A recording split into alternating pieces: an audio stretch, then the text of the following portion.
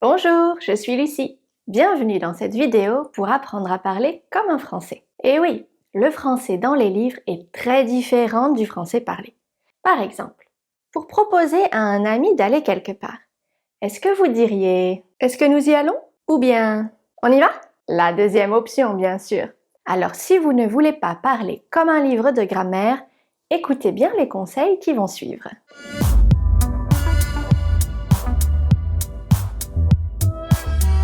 Alors allons-y, je vais vous donner quelques conseils pour paraître le plus naturel possible dans une conversation en français.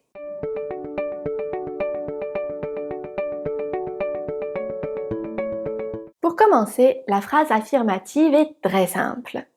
Sujet, verbe, complément. Ça veut dire quoi? Regardons un exemple. Je vais au cinéma. Je est le sujet, celui qui fait l'action. Vais est le verbe, c'est l'action. Au cinéma, c'est le complément, ce qui décrit l'action.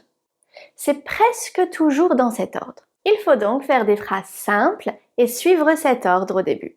Il ne faut pas traduire de phrases dans sa langue. Elles sont trop compliquées et longues. On se perd facilement.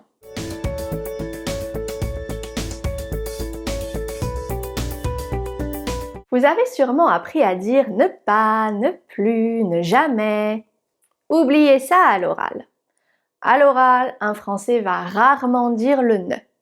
Je vais vous montrer des exemples pour mieux comprendre. À l'écrit, on va dire par exemple « Je ne veux plus aller à la piscine. » Tu n'achèteras jamais ça. Il n'est pas venu. À l'oral, ça devient « Je veux plus aller à la piscine. » Tu achèteras jamais ça. Il n'est pas venu. C'est plus facile, non? On ajoute juste le mot de la négation après le verbe. Pas, jamais, rien, personne. L'ordre de la phrase est plus facile comme ça.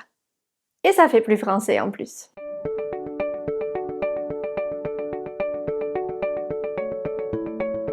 Il existe plusieurs manières de faire une phrase interrogative en français. Mon conseil? Toujours utiliser la plus facile. C'est pareil pour les Français. Regardons l'expression « est-ce que ». Voici quelques exemples. Est-ce que tu viens avec nous? Est-ce que vous jouez de la musique? Est-ce qu'on peut louer une voiture?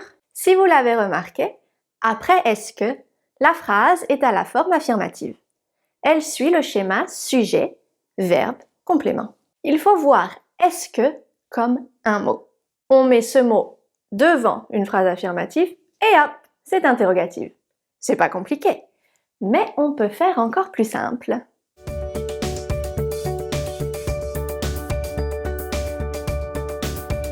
Encore plus facilement, on va pouvoir dire « Tu viens avec nous? Vous jouez de la musique? On peut louer une voiture? » Écoutez bien la différence. Tu viens avec nous. Tu viens avec nous? Vous jouez de la musique. Vous jouez de la musique? On peut louer une voiture. On peut louer une voiture? Qu'est-ce que vous avez remarqué? Le ton monte à la fin de ma phrase quand je pose une question. Si c'est trop dur pour vous, utilisez la première astuce, celle avec « est-ce que ».